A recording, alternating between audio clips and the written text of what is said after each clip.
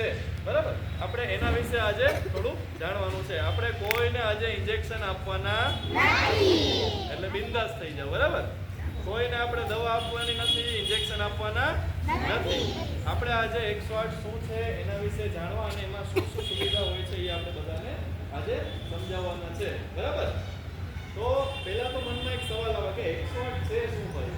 નીકળે છે ક્યારેક એમાં ટોઈ ટોઈ એવું સાયરન ચાલુ હોય, ક્યારેક બંધ હોય. તો ભાઈ એમાં એવું બધું શું હોય છે? તો આપણે ગુજરાત સરકારની એક એમ્બ્યુલન્સ છે, બરાબર, જેની અંદર આપણે ઇમરજન્સી કેસીસ આપણે હેન્ડલ કરતા હોઈએ છીએ. ઇમરજન્સી એટલે બરાબર. તો હવે આપણે કોઈ પણ આપાતકાલીન પરિસ્થિતિ કે જેની અંદર દર્દી હોય છે, દર્દી કોઈ બીમાર પડી ગયો હોય છે, કોઈ રોડ પર જતા હોય તો એક્સિડન્ટ થઈ જાય છે, બરાબર. તો આવી આપાતકાલીન પરિસ્થિતિ કે જેની અંદર આપણે કોઈ પણ વ્યક્તિને હોસ્પિટલની સારવારની જરૂર હોય છે, આપણે એને દવાખાને લઈ જવાની જરૂર હોય છે, બરાબર. તો એવી પરિસ્થિતિમાં આપણે 108 એમ્બ્યુલન્સ બોલાવવાની હોય છે. તો મનમાં હજી એક સવાલ આવે કે ભાઈ 108 એમ્બ્યુલન્સ છે એ સારવાર તો આપે છે દર્દીને, બરાબર, સેવાનું કામ તો કરે છે, પણ હવે એને બોલાવવાની કઈ રીતે, બરાબર. તો હવે 108 એમ્બ્યુલન્સ બોલાવવા માટે કાંઈ જાજુ અઘરું નથી.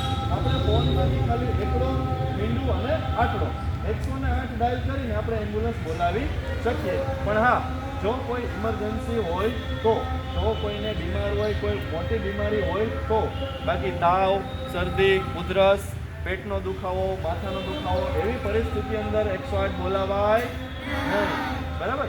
કારણ કે 108નો ઉપયોગ ત્યારે કરવાનો હોય છે જેની અંદર દર્દી છે એ પોતે ચાલી નથી શકતું, પોતે એની રીતે હોસ્પિટલ જઈ નથી શકતું, ત્યારે આપણે 108નો ઉપયોગ કરી અને એની અંદર પેશન્ટને આપણે દવાખાને લઈ જઈએ છીએ. તો ભાઈ 108ની અંદર કઈ કઈ પ્રકારની સારવાર થાય, કઈ કઈ પ્રકારની સુવિધા હોય, બરાબર. હવે આપણે એના વિશે જાણીએ.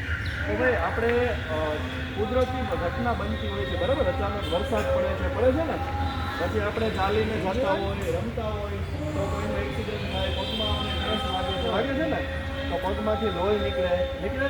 પણ એવી પરિસ્થિતિની અંદર આપણે દવાખાને જવાની જરૂર પડતી નથી, કારણ કે થોડીક વારમાં તે લોહી છે એ ગંઠાઈ અને બંધ થઈ જાય છે. પણ માની લો કોઈ આવડી બિલ્ડિંગ ઉપર હોય ને ત્યાંથી નીચે પડી જાય તો સવાલ થાય ને કે આની અંદર આપણે આને દવાખાને લઈ જવું પડશે. તો એવી પરિસ્થિતિની અંદર આપણે 108 બોલાવવી પડે.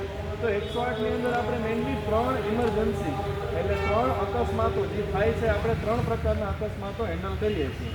એક તો કુદરતી અકસ્માત જે થતા હોય છે. ભાઈ કુદરતી એટલે શું? કે કુદરતી એટલે અચાનક કોઈ પણ વ્યક્તિ જાય છે અને એને સાપ કરડી જાય, બરાબર.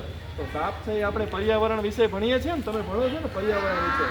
તો સાપ છે, રીંછી છે, કોઈને કૂતરું કરડે છે, અથવા તો સિંહ, વાઘ, દીપડો કોઈ પણ જાનવર છે એ કરડે, તો એ બધું પર્યાવરણને લગતું કહેવાય. તો એવી પરિસ્થિતિની અંદર પણ આપણે 108 બોલાવી શકીએ. હવે પહેલી ઇમરજન્સી થઈ પર્યાવરણને લગતી, કઈ થાય?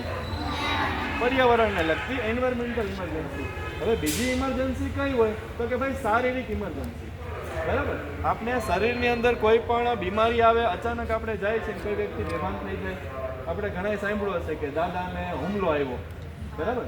દાદાને, દાદીને હુમલો આવી જાય છે, બીપી વધે છે, ડાયાબિટીસ વધે છે, એવી બીમારી થતી હોય ને, આપણે સાંભળતા હોય કે ભાઈ આ દાદાને હુમલો આવી ગયો છે. તો અચાનક કોઈ પણ વ્યક્તિ હોય એ બેભાન થઈ જાય, એને હુમલો આવી જાય, તો એવી વ્યક્તિ શરીરની અંદરથી કોઈ પણ તકલીફ થાય એને આપણે શારીરિક ઇમરજન્સી કહીએ છીએ. કઈ કહીએ છીએ?